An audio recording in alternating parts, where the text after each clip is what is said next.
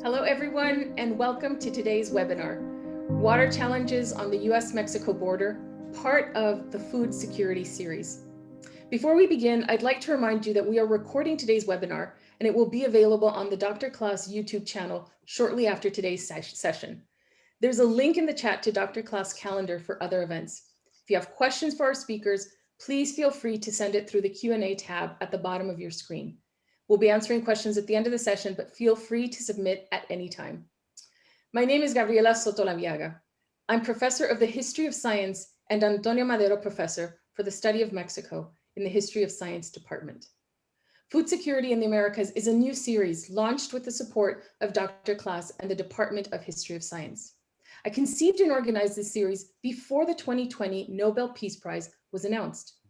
The selection of the World Food Program as the recipient of the 2020 Nobel Peace Prize is more than a focus on the world's persistent and growing hunger crisis. It is a reminder of the need and the importance of international cooperation in solving global issues. Awarding the prize to the World Food Program once again redefines hunger as a persistent crisis that affects us all. Awarded during this pandemic year, it is a reminder that hunger is yet another social crisis that does not respect borders, class, or race. We are all susceptible to decreasing availability of water and consequently crops, especially in a world altered by climate change. A food secure world where everyone has enough to eat is an achievable goal, only, as the Nobel Committee underlined, if we all work together. The Food Security in the Americas series will be tackling what this term means from various perspectives, from diminishing natural resources, as we will see today, to vanishing staple crops, like the disappearance of coffee. But today, we examine water challenges at the border. Our first speaker, América Lutz Ley, is an assistant professor at the Centro de Estudios del Desarrollo of el Colegio de Sonora. She holds a PhD in Arid Lands Resource Sciences with a minor in global change from the University of Arizona, and an MA in Social Sciences with a concentration in Public Affairs from El Colegio de Sonora. Her research and publications focus on the socio-environmental dynamics of adaptation to global change in Northwest Mexico, Southwest United States, in critical aspects of human development, including water security, the water-food nexus, rural sustainable livelihoods, gendered environmental impacts of change, and adaptation institutions in practice. Her most recent project investigates the effects of large-scale mining on rural water security, especially regarding impacts on agrarian livelihoods. She will be speaking on water traveling incognito, US-Mexico hydro policy, and virtual water in agricultural exports. Thank you, América. Thank you so much. Okay, I will share my, Can you guys just give me 1 minute? Can you guys see my presentation now? Perfect. Okay. Well, good afternoon, everybody. Thank you so much, Mauricio and Gabriela, for organizing this great seminar. Today, I will explain how water exchanges between Mexico and the United States are more complex than they appear at first, because we exchange a lot of industrial and agricultural products, and all of them have water embedded or contained. As you may know, Mexico and the United States share several international river systems. Two of the biggest ones are the Colorado River, together with Tijuana River on the west portion, and the Rio Grande, Rio Bravo on the east portion. To share these waters, in 1944, the United States and Mexico established a treaty by which these waters will be shared according to certain formulas. So if you see here, you can watch the different reservoirs in the two main river systems. Recently, in this year, actually in February, there was a huge conflict in Chihuahua, just in the center of the state where the Conchas River Basin is located. And you can see the three dams there, Luis L. León, Francisco y Madero, and La Boquilla.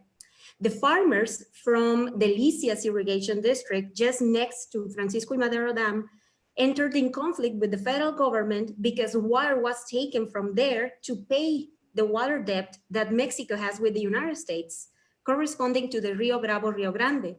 So the farmers confronted the National Guard, and the result was that one woman was killed and her husband was seriously injured.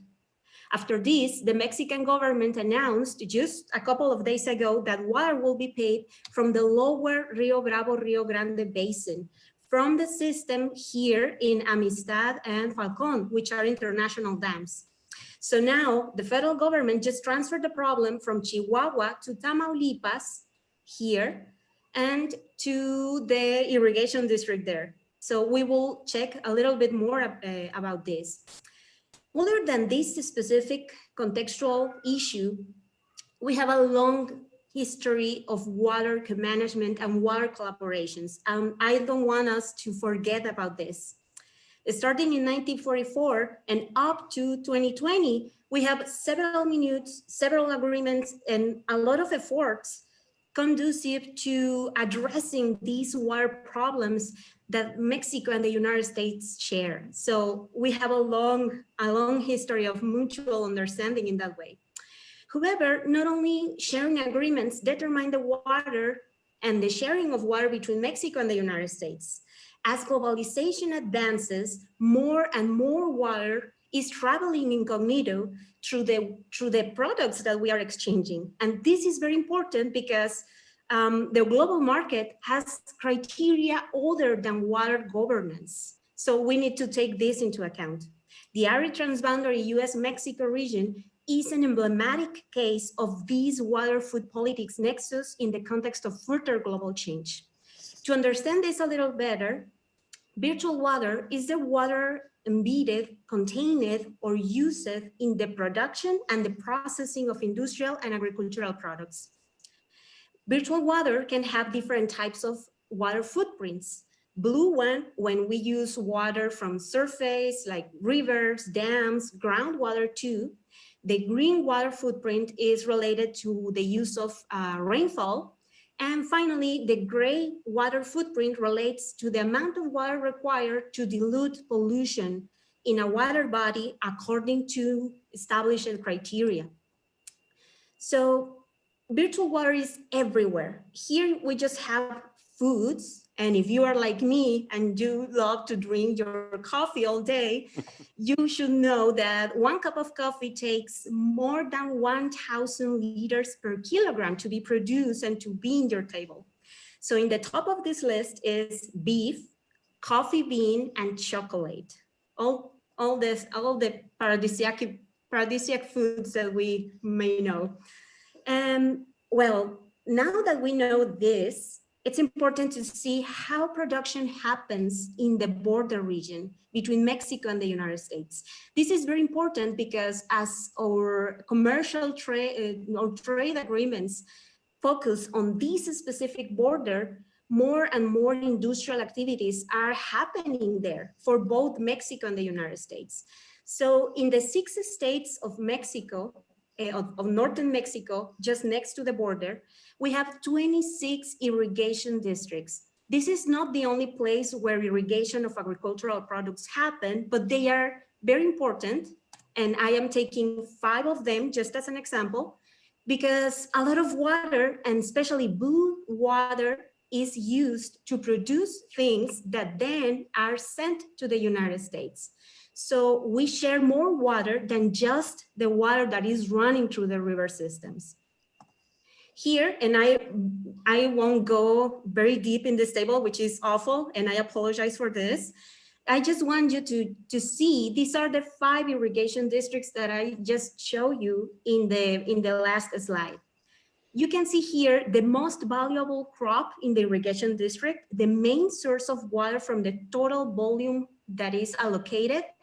Here in these 3 columns, you can see how water is distributed between the Ejido, which is the social sector of producers and private owners, and finally the state top agricultural exports.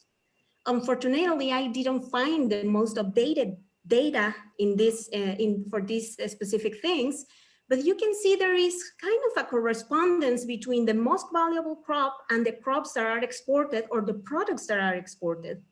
And it's especially interesting to see, for example, that there are irrigation districts that depend entirely on groundwater to actually export that water to other countries. And Chris Scott will speak more about this, but these cases are specifically present in Sonora state.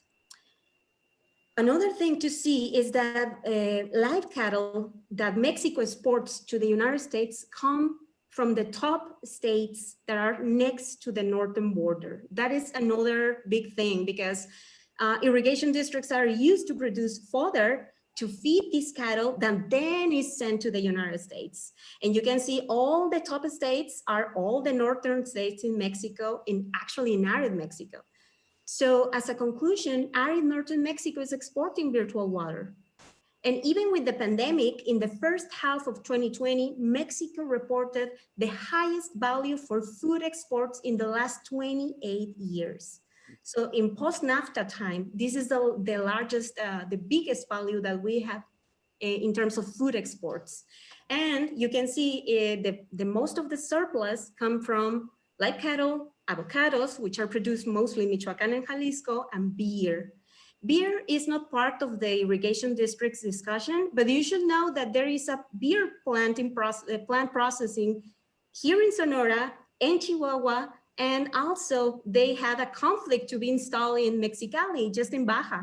So together with the irrigation districts, we also have the beer plants. And this is logical because we are very close to the border. So it's cheaper to transport the products across it. So 80% of all exports from the border states in northern Mexico are sent to the United States, not only the food, but all the exports considered. The arid United States also exports virtual water. Mexico was the second largest agricultural market for the United States in 2018. Exports from all the southern states in the United States have Mexico as their first destination. And the exports in Arizona, New Mexico, and Texas represent more than 1/3 of all of their exports. So water is really traveling. Water is having a great time traveling across the border without us knowing this. 1 minute. Thank you. To finalize, my take-home messages are as follows. First, virtual water food climate nexus is a double-edged sword. It can help places with water limitations, but under climate change, it can also produce a lot of conflicts between the places that are dependent on these exports and the places that are destinations for water. There are political implications of this because only the people with the most resources can access more and more scarce water resources. Virtual water then should go from incognito to recognized, measured, and factor it into policy making. And finally, I want us to remember that there is this spirit of adaptive cooperation between Mexico and the United States. Even if we are going through difficult times, we have a history of collaborations to face these global changes as they come. Thank you so much.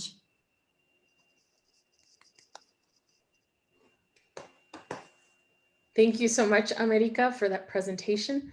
Our next speaker is Christopher Scott. Christopher Scott is Professor of Geography and Development and Environment and Director of the Udall Center for Studies in Public Policy and the Consortium for Arizona-Mexico Arid Environments at the University of Arizona. He's an interdisciplinary scholar working on water security, climate resilience, the water energy food nexus, and transboundary resource governance, with more than 20 years focusing on Mexico. Dr. Scott received his BS and BA degrees from Swarthmore College and an MS and PhD from Cornell University. He will be a 2020 and 21 Fulbright Scholar in Mendoza, COVID-19 permitting, researching and teaching on hydropower irrigation conflicts and interprovincial water disputes. He will be presenting today on food, energy, and water security in the borderlands, Chihuahua as the linchpin of US-Mexico hydro diplomacy. Thank you so much, Christopher. Thanks so much, and it's really a great pleasure to be here with you on the panel, and for all of those of you who are have logged in and checked into the Zoom online. Let me first start by thanking very much Dr. Sotoviaga for the invitation, my two great panelists who I've had the opportunity to work with and share various presentations and conference and webinar type of participations with. And also thanks very much to the David Rockefeller Center for Latin American Studies at Harvard.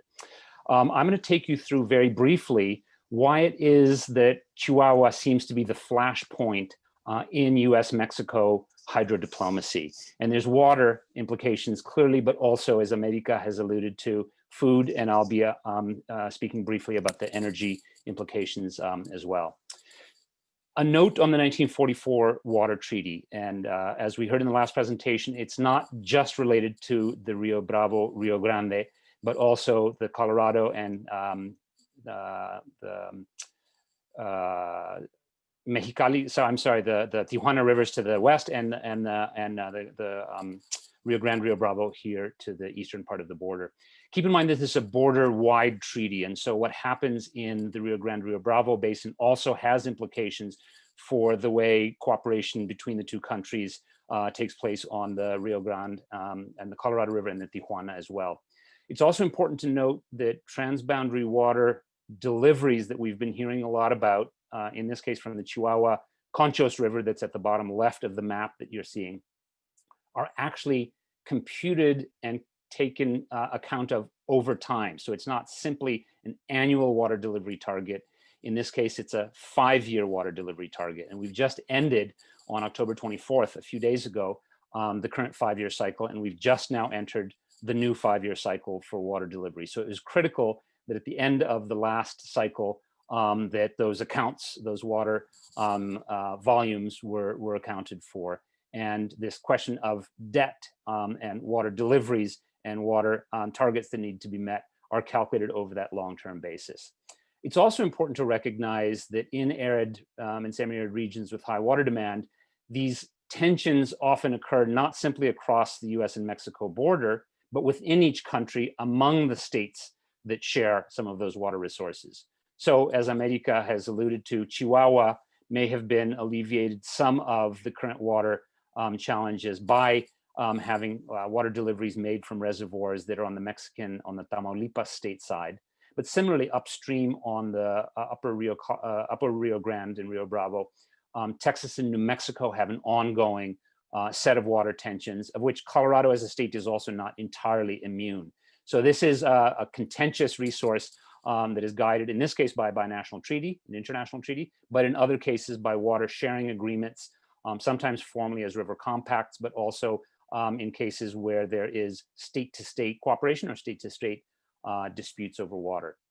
It's important to recognize in this context that there are very major asymmetries, differences in the way Mexico within its national borders manages water resources, and on the US side, water is managed. Mexico tends to follow a more centralized, approach to water, where the National Water Commission, CONAGUA, as it's referred to, manages and oversees the nation's waters, and that is actually something that's written into the Mexican Constitution.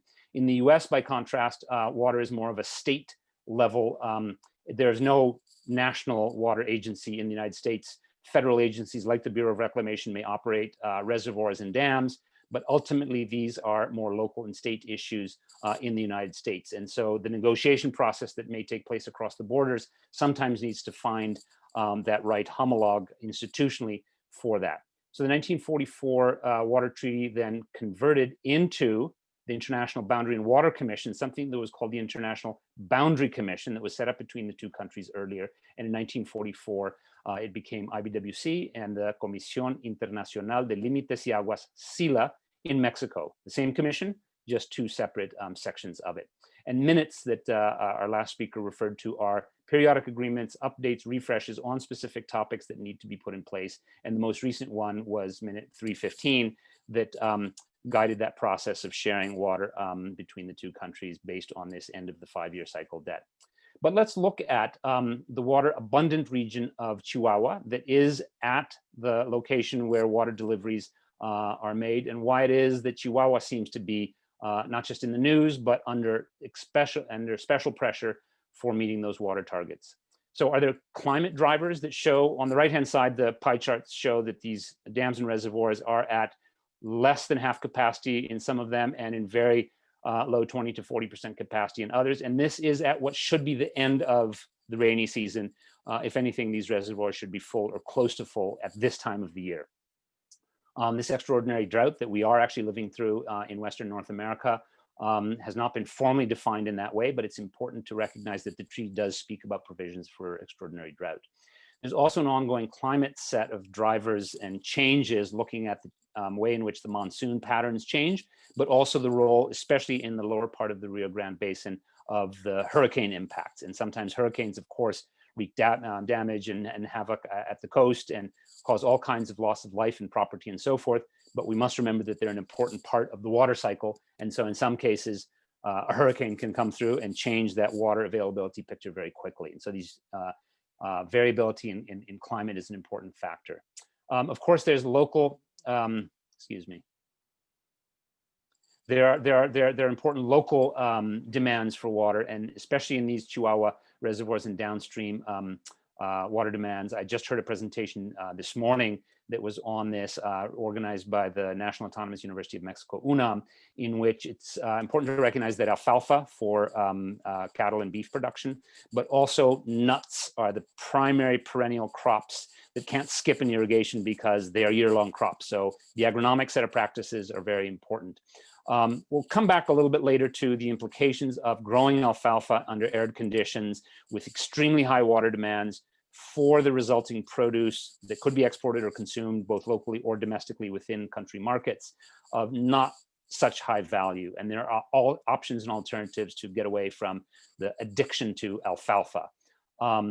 It's also important to recognize that Mexico went through an irrigation management transfer in which irrigation water users have more claims on water that's held in reservoirs, and sometimes those claims come at the cost of holding water over for next year as a buffer capacity. So in many cases, these dams and reservoirs are built to hold multiple years of water supply to hedge against drought, but in many cases, downstream water users see water that's in the dam and call for its release, and these things also have to be negotiated very much at that local level.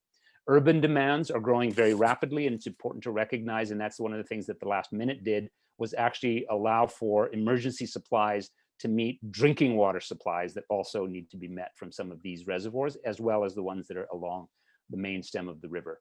And so to really try to understand Mexico's treaty obligations to the United States, there's a very strong federal government oversight through CONAGUA, and the role played by the Mexican Commission of the International Boundary Water Commission. Many of you would have seen a story in the New York Times just a few weeks ago talking about, and the quote was actually from a farmer in Chihuahua, that this is a war. We are fighting not to control water with guns and bullets, but to preserve our livelihoods. And this is really an attack on agrarian livelihoods and agrarian ways of life. My sense is that the treaty provisions will prevail because these are national and larger than local sources of water that need to be managed in that context, but also for that long history of cooperation that has been sustained over many years. It's not to make light of the very local demands and the very real needs of users in farming and preserving agricultural livelihoods. Very briefly, to expand on what America has referred to as virtual water. And so this is not only the physical transfer of volumes and cubic meters or acre feet of water from one point to the next, that's a physical water transfer, but there are also very major water transfers that are through this embedded water or virtual water in agricultural commodities. And so just some very high level observations about the new US-Mexico-Canada agreement called USMCA. It was a renegotiation of the North American Free Trade Agreement, NAFTA, that in fact did make profound changes in the way food was traded over the last 2 decades and more. And USMCA has actually not changed very significantly the NAFTA provisions. It didn't roll them back. It also didn't change them in very significant ways when it comes to agricultural water. It's important to recognize that US corn beef, and dairy are the primary exports of virtual water from the US into Mexico. I'd like to point out that that's mostly with Midwest and East rainfall.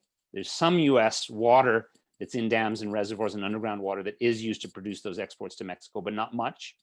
And Mexico actually makes much more use, and particularly of underground water, to produce the vegetables that are the primary exports from Mexico to the United States.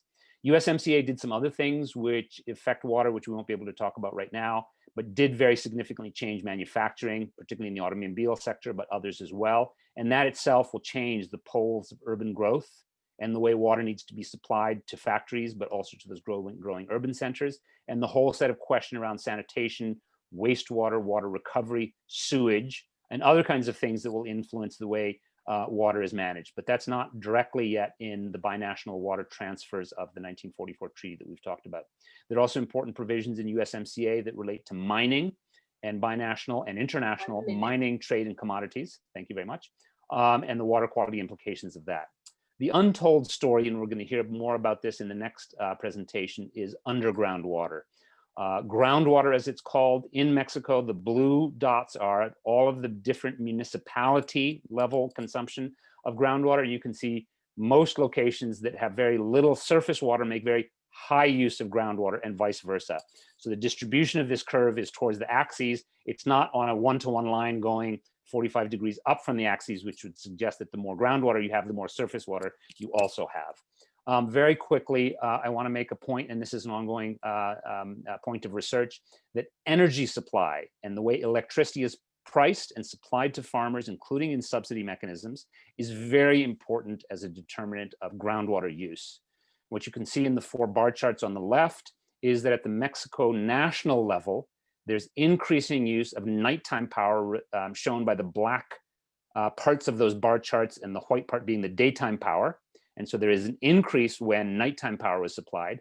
Chihuahua, which is the center top bar chart, shows that there is rampantly increasing total power supply and an increasing share of the state's electricity going just to pump groundwater. So what the figure really shows is that the last data points that we were able to get was that 25% of the state's electricity power in all uses, including mining, cities, manufacturing, et cetera, 25% goes just to turning on those pumps.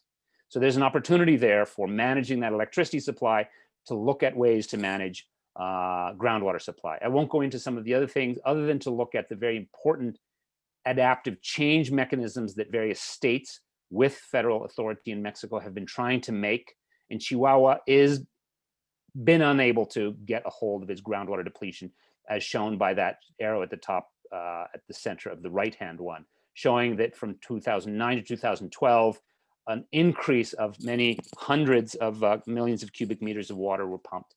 And so groundwater is this very important strategic resource binationally and really needs to be brought into coordination with energy, water, and food policies. I'll just leave you with a few opportunities here. I think for the regional food system that America described, Canada needs to be included, particularly for dairy production and exports to the United States and to Mexico, but production subsidies and trade need to be coordinated. Energy transitions are already taking place. Shifts to lower carbon renewables is part of our future and part of the outlook. And in this process, we will also reduce water for electricity generation because solar and wind particularly don't require as much water, if any. And on the transboundary water front, there will be the binational institutions. The policies and laws will continue to be national. And those state and local needs will be the priorities in that coordination process. Thanks very much. Thank you so much, Christopher, for your wonderful presentation. As a reminder to the audience, please begin to post your questions to the Q&A tab. Our final speaker is Rosario Sanchez. Rosario Sanchez is a senior research scientist for the Texas Water Resource Institute, the TWRI, at Texas A&M University. She is the PI of the Transboundary Aquifer Assessment Act program, working to integrate data and produce research on transboundary aquifers between Mexico and Texas, and recently over the complete border between Mexico and the United States. She leads the transboundary groundwater research team at TWRI, with 15 years of academic and work experience on transboundary issues between Mexico and the United States. She is also the director of the Permanent Forum of Binational Waters and co-chair of the International Association of Hydrologists Transboundary Aquifer Commission. She will be speaking on transboundary aquifers between Mexico and Texas, the beauty of the unknown, the negligence of the present, and the way forward. Thank you so much, Rosario. Can you hear me now? I'm sorry. Yes, we can hear you now. It looks like it's the first time. It's not. You can never learn how to do this pretty right. So thank you, Gabriela, very much. Mauricio, thank you very much for the invitation. It's really an honor to be here today. And of course, with these panelists, high-level panelists that are my colleagues and friends, and thank you very much. And I'm glad that I'm the last one because we end up talking about transboundary aquifers here. So I'm going to talk about that. It's a beauty because we use them. We don't know how much, we don't know exactly where they are. And we have lack of management of those resources. So I think this is very important to talk about these days and the future, of course. So I'm going to start with knowing, what do we know officially about transboundary aquifers between Mexico and the US first? We know officially we have 11 aquifers. Only of those 11, 4 are recognized as priority aquifers between Mexico and the US. And we have limited legal framework governing groundwater in the border. We don't have a 1944 treaty covering groundwater. We only have a couple of minutes that addresses shyly some of the groundwater issues at some points, specifically in the border, but that's basically it. So groundwater, according officially to official resources, stops at the border, which is not true.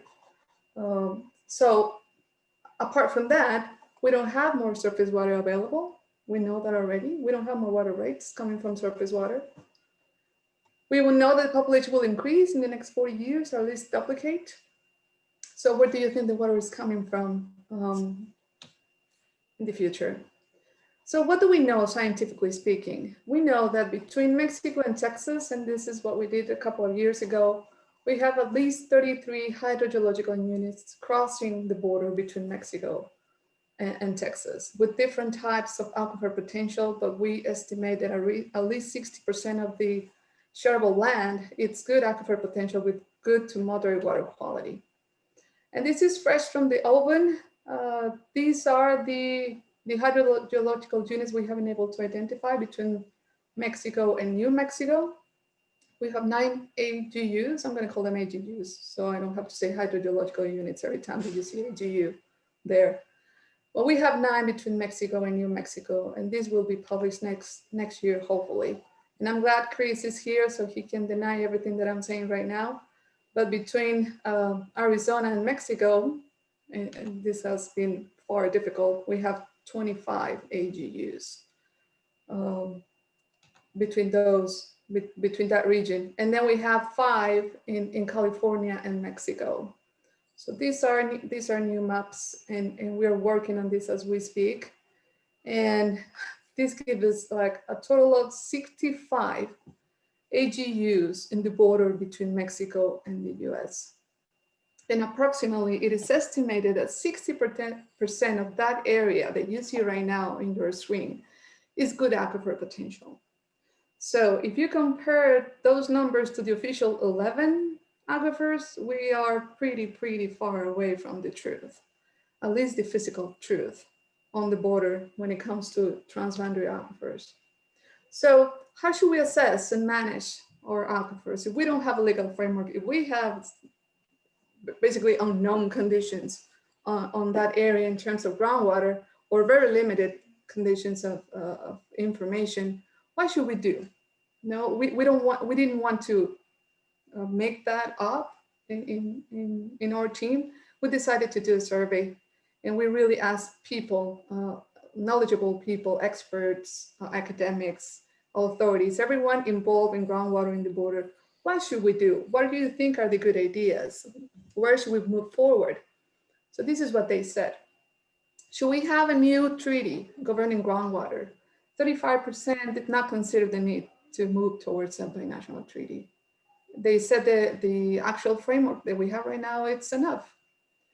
So The rest, another 30% supports a binational agreement only if necessary, which means let's go by case basis, which means local approaches first. And then if necessary, we can move towards a binational treaty. They suggest that the short-term or local arrangements may be more preferable and successful and achievable than actually federal formal agreements.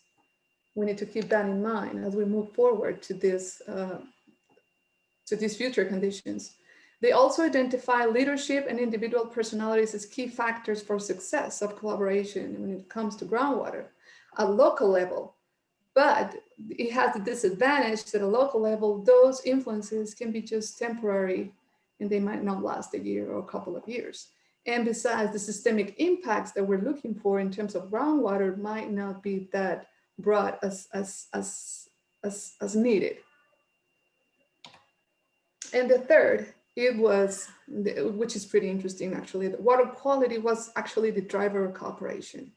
Never, never, never speak about water rights when it comes to groundwater. If you talk about water rights, and this is particularly true in the case of Texas, there won't be any negotiation, any communication if we even attempt talking about water rights when it comes to groundwater. But water quality, environmental concerns, they are pretty attractive to sit people on the table.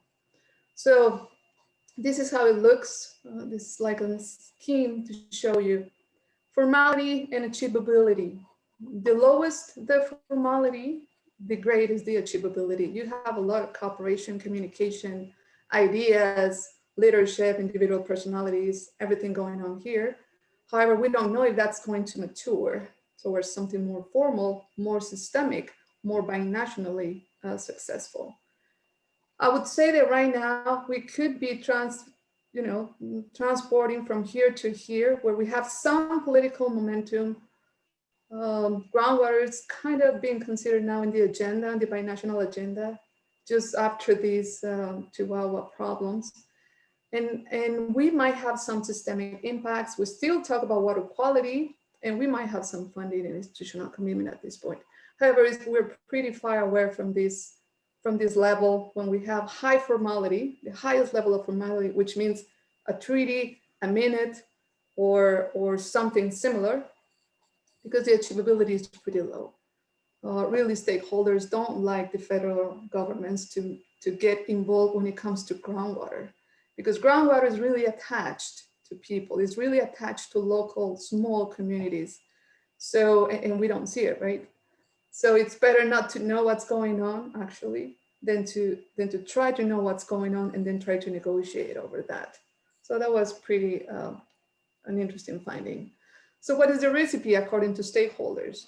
Just to start the conversation and see where it goes in the future.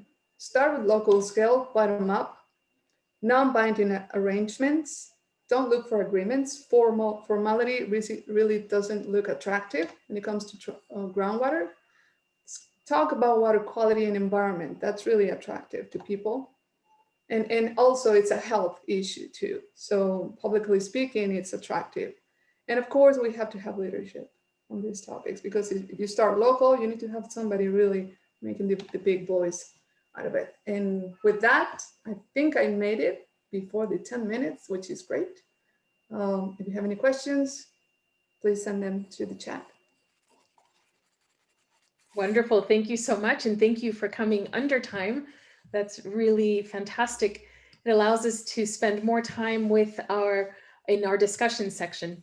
For those of you who may have arrived late, you can pose your question in the Q&A tab, and I will lead a conversation for the first few minutes and then open it up while people are writing more of their questions. And this is a question for all the panelists. When I was reading up on the 1944 water treaty between the two countries, and I was struck by the amount of power bestowed upon the International Boundary and Water Commission at its founding in 1889. It reads as a document of pure international cooperation. Today, we have a politically charged environment and divided ideas about what happens at the border. So I'd like to ask each of the panelists, how is our current political situation influencing the ongoing water dispute? And do you see a future resolution? So who would like to begin? Chris, I see you. No, please. Let me jump in and say that in the late 1800s, it was really a question of demarcating the border officially. And so it was the Boundary Commission. It dealt with water questions, but it also dealt with land and other resource questions. And it was in the 44 treaty that the water was formally added as the International Boundary and Water Commission. Economic growth was already taking place at both sides of the border, the expanding trade relationship. And so the relationship was becoming more contentious. I think it's an institution that has proved its durability over time, if being on that scale of formality with a very tightly scripted and almost protocol-based set of meetings and so forth between sections. But your question is not about the institutional structure per se, but how the political environment influences the way that that institutional structure can work. I think in both countries right now, for different reasons, the imperatives that are seen in Washington, D.C. and Mexico City view the border in very contentious terms and look in adversarial relationship terms at the other side. That clearly came to the fore in the 2016 presidential campaign and election year in the United States for lots of political purposes and so forth. I think that was very detrimental to border cooperation. I don't think it affected very significantly the way the IBWC-CELA worked. So they were able to be somewhat shielded from that. But I think increasingly it is border communities that rely on this ever closer relationship to be the ones to reconstruct that narrative. That no, this is not actually about building barriers, physical and otherwise, and maintaining political distance. Borders are places that bring people together. It's not places that separate people. That sounds like a twist of words, but I really think what is shared at the border is more important than what separates us at the border. Great. How about if I ask the second one and anyone can jump in? Our understanding of water's meaning has changed over time. Water not as belonging to the nation, but as a commodity that belongs to the entity that extracts it. I was really struck by Christopher's presentation when he talked about Mexico's national authority versus state authority on the US side when it comes to water. So who is extracting water at the border? And how do these interests influence our understanding of the current dispute? America, do you want to take the first shot at that? Okay, I will take it. Well, the first thing is that the political context or the political development of the border is very important to understand who is extracting the water. After NAFTA, there was, well, even before NAFTA only institutionalized something that was going on in the borderline. So a lot of cities grew incredibly. So the first major use is public supply. That is the first major thing, especially in the Mexican side. There are big cities also on the US side, but specifically in the borderline, I think in the border area, I think it's especially Mexico. The second thing, and I was telling you about this in my presentation, is agriculture. Interestingly, we have the Southwest United States very arid, Northwest Mexico very arid too. I mean, we are expecting even decreases of almost 1/3 of precipitations by the end of this century. So agriculture, the second one.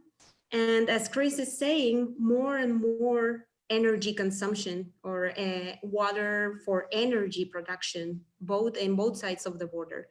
So the importance of this is that it's not water that is staying in the region, it's water that is going out in other forms, even if it is agriculture or if it is public supply or whatever use you have. Because this is a very dynamic, very embedded in international trade region. So that will be part of it. Thank you so much. I love this idea of how water leaves in multiple forms and not just how we tend to think of it as leaving the space. From the Q&A, I have a question that's for both Rosario and Chris. I understand Texas has something like 43 desalination plants for brackish groundwater tied into the energy and the asymmetries between countries and states at the border. Is this something viable for the region, and how does it affect the dynamics? I believe that's for Rosario or Chris. And Chris specifically, it asks, in your opinion, are Mexico-USA water treaties climate change proof, or do they need to be redesigned?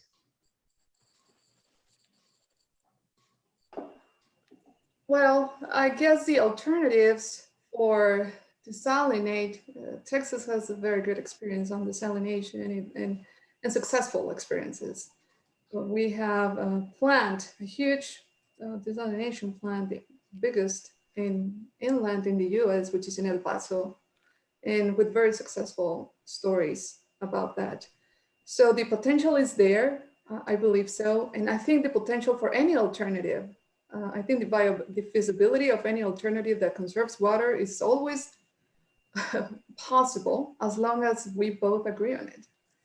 So it's helpful, but it requires, as Chris just mentioned, and we share more than we actually dispute for.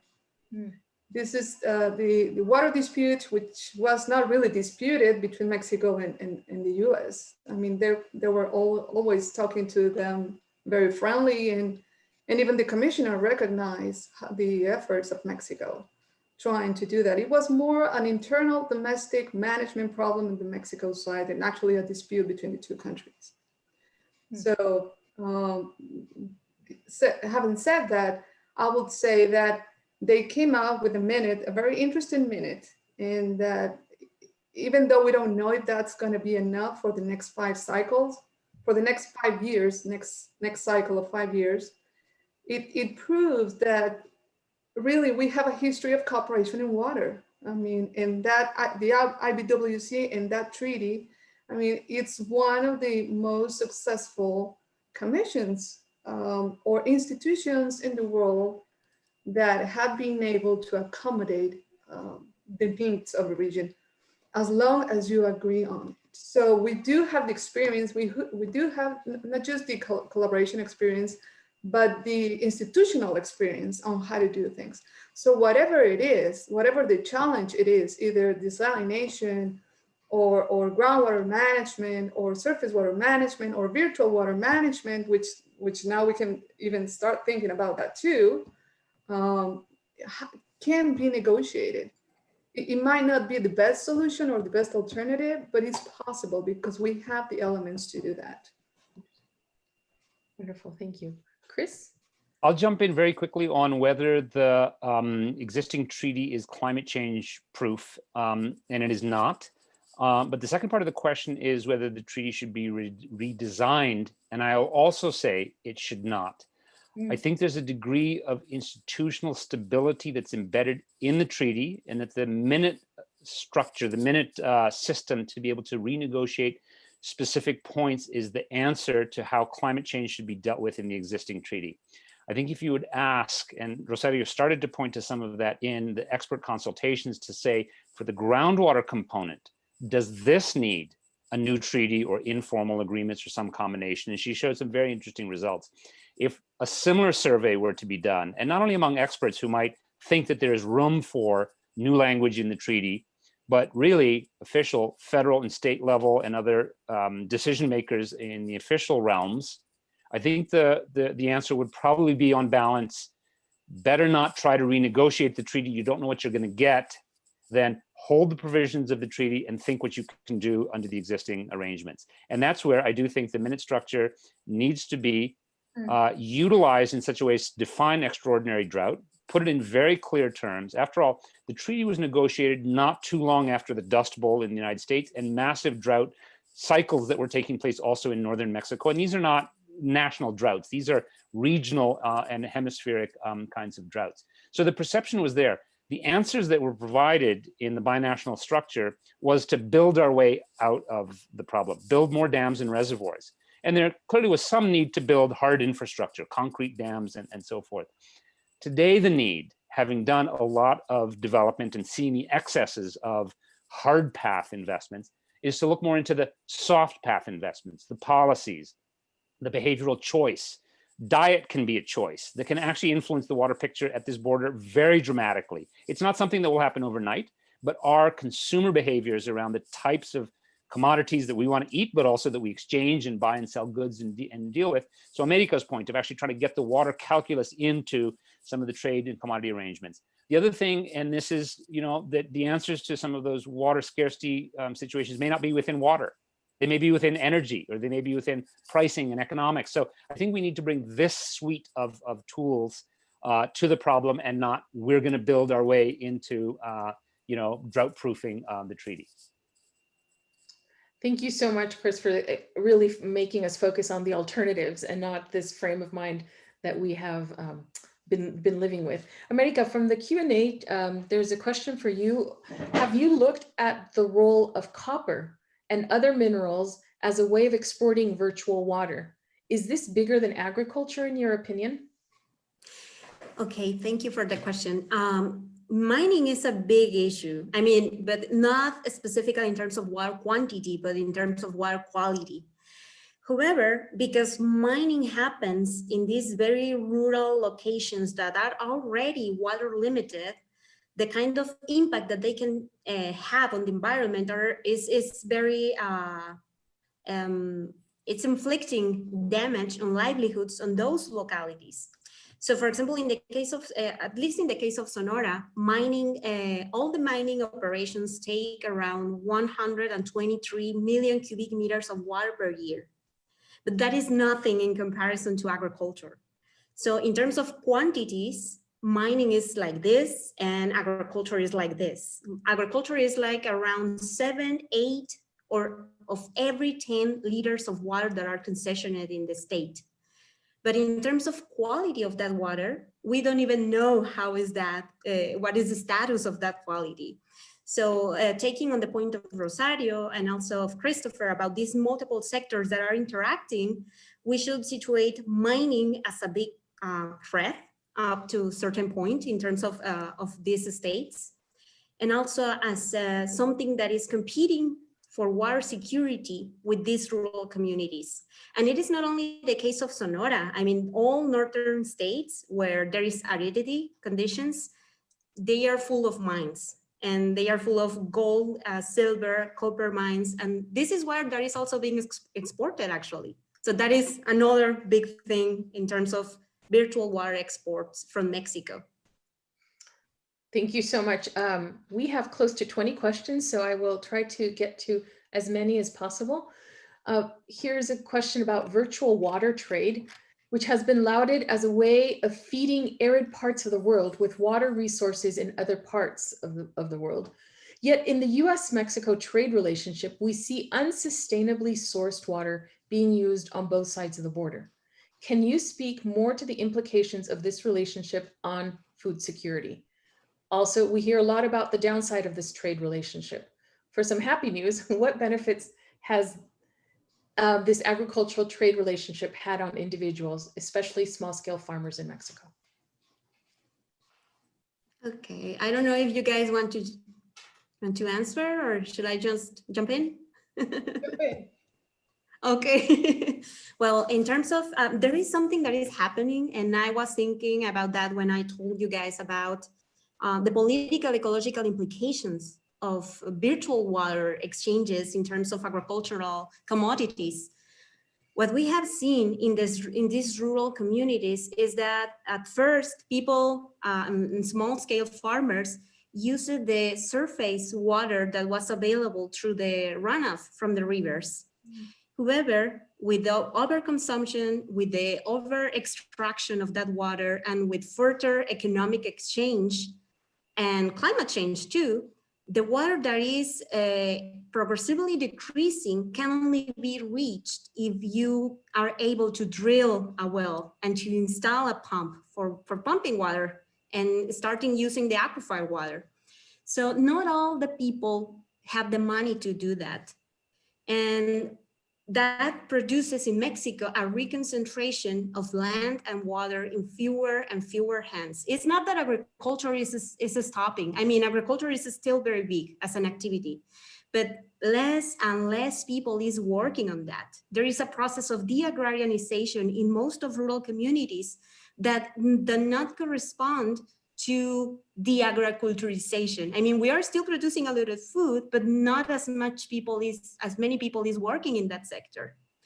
So for small scale farmers and ranchers, this means bad news. And for the consumers too, because instead of having, for example, vegetables for local consumption, what farmers decide to do is to produce something for high-end markets outside the country.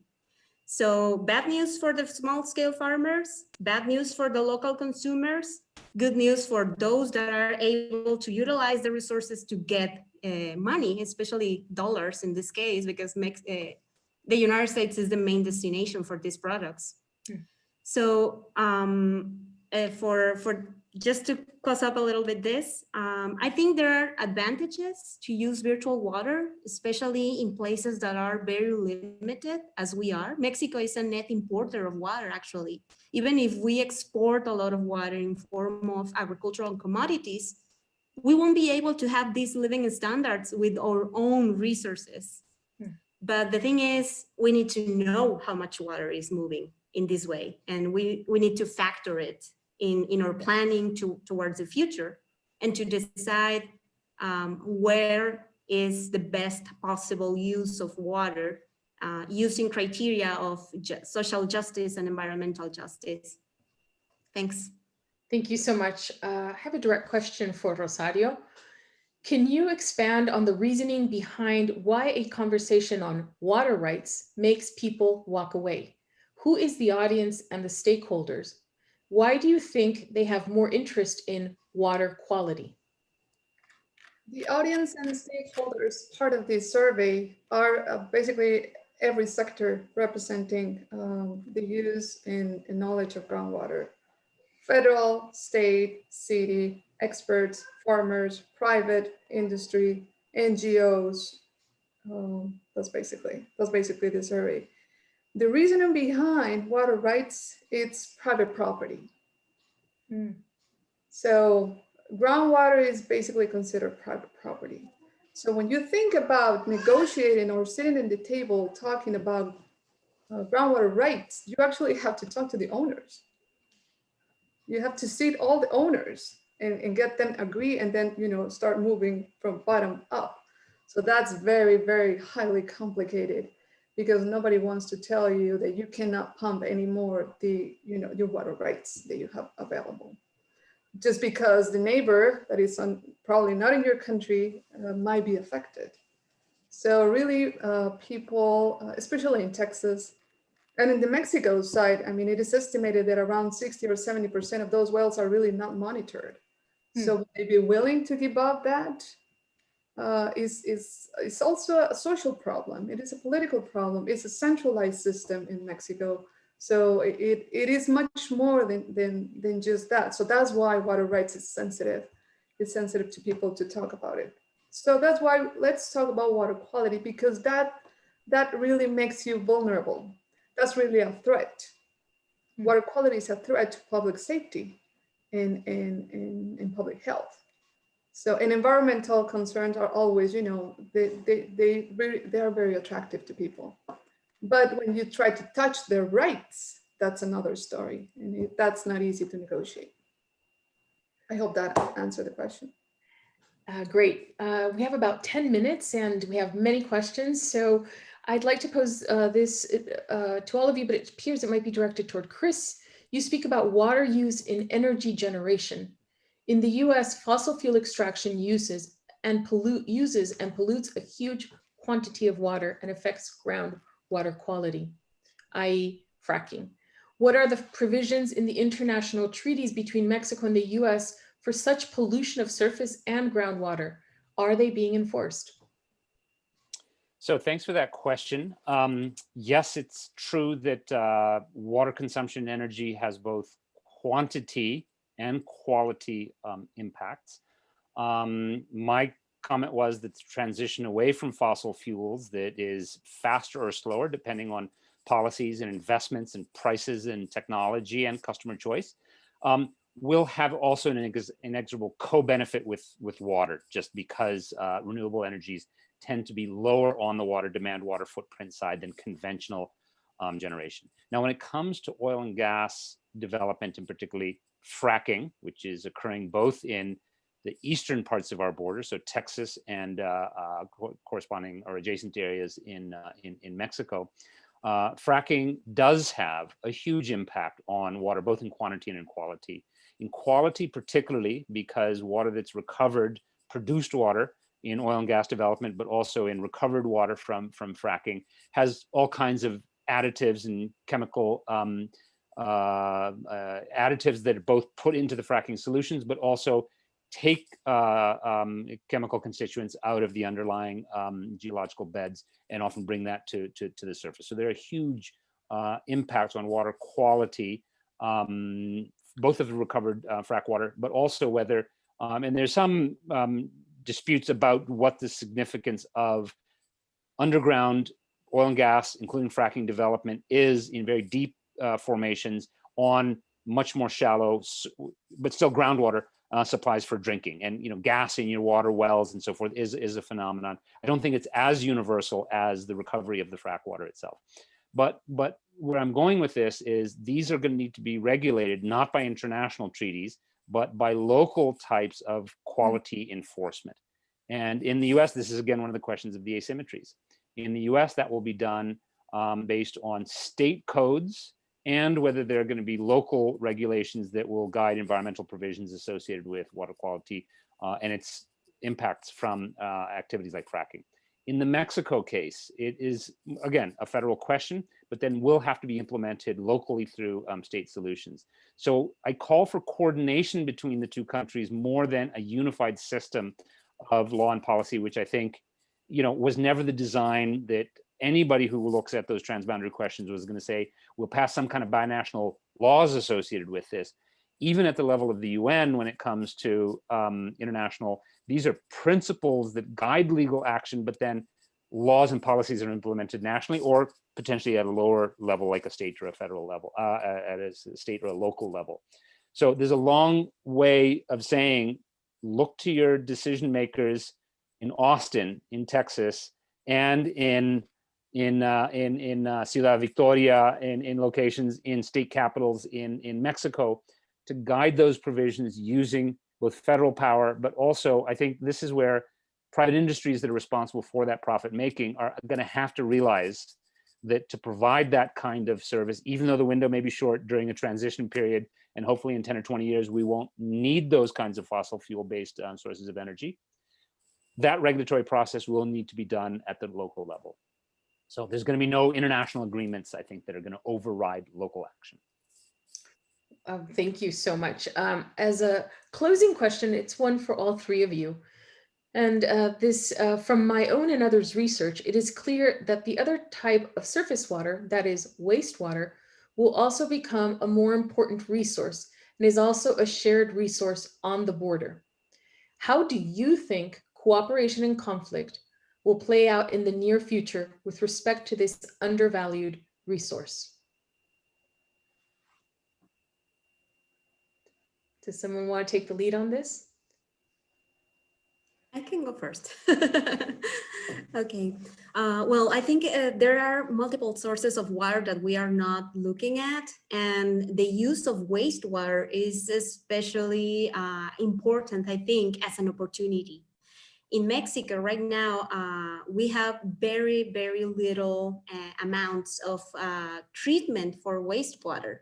However, there is a big opportunity to substitute the water for production that we use, for example, from groundwater or from dams or from rivers, just with the wastewater that is produced in cities. I think we need an institutional framework, at least in the case of Mexico, and we need an institutional framework for dealing with that, and very heavy infrastructural investments, because a lot of cities don't have that kind of treatment facilities. Here in Hermosillo, which is a 1 million people city, we just had the first largest scale wastewater treatment plant 4 years ago. And the city even doesn't know what to do with the wastewater that is treated there.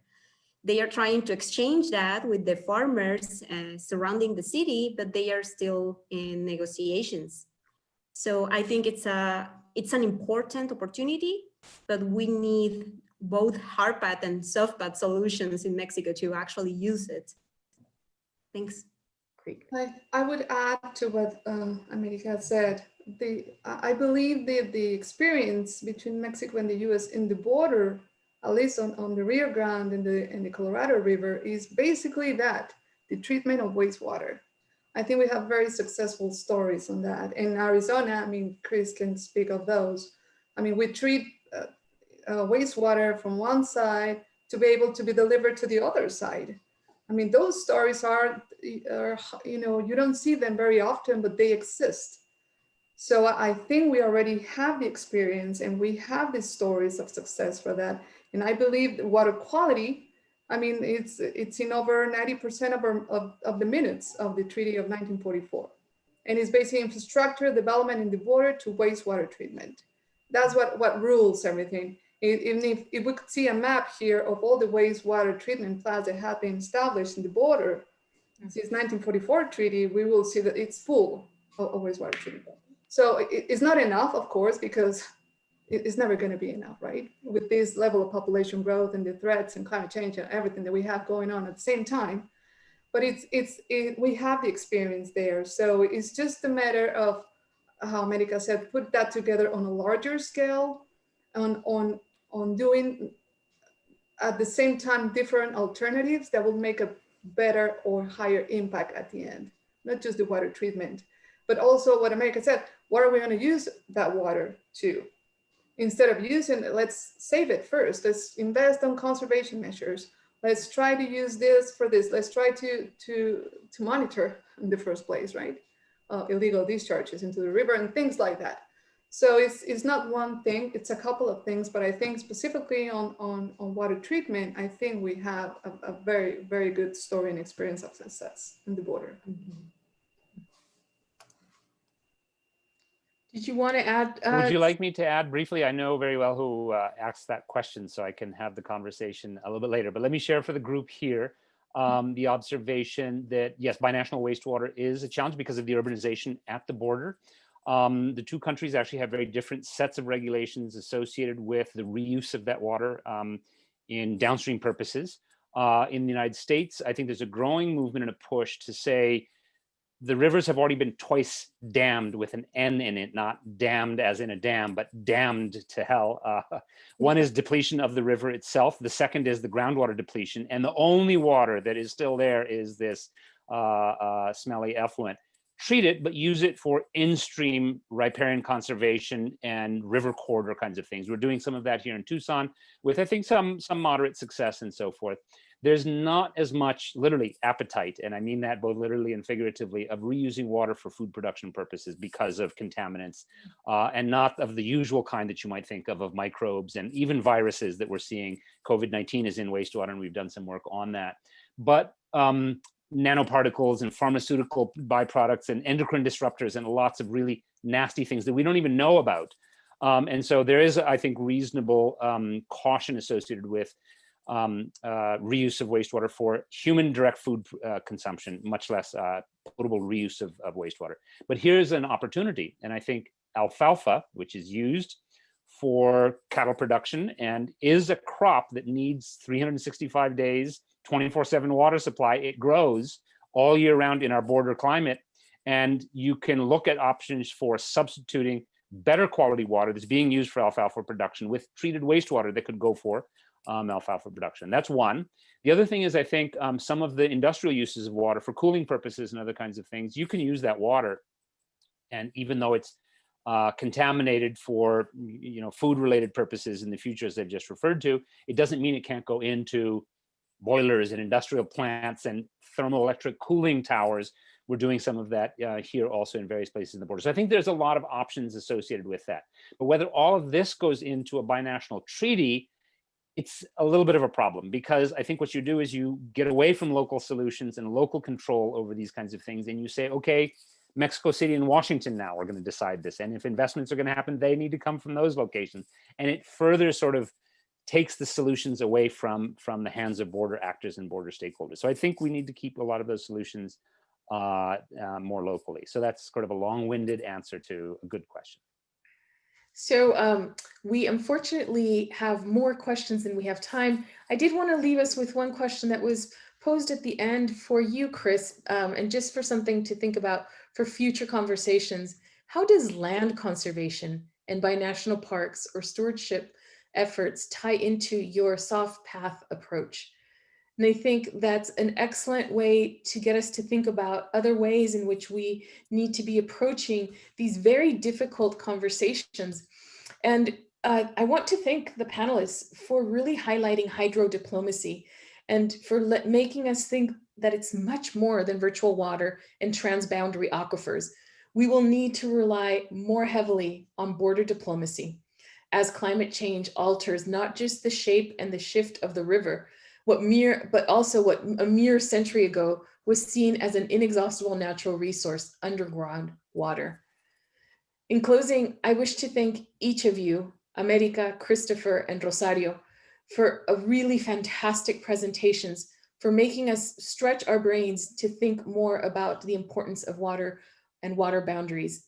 And thank you all for being here this evening. Have a good night. Thank you all to the Harvard group. Thank you. Thank you.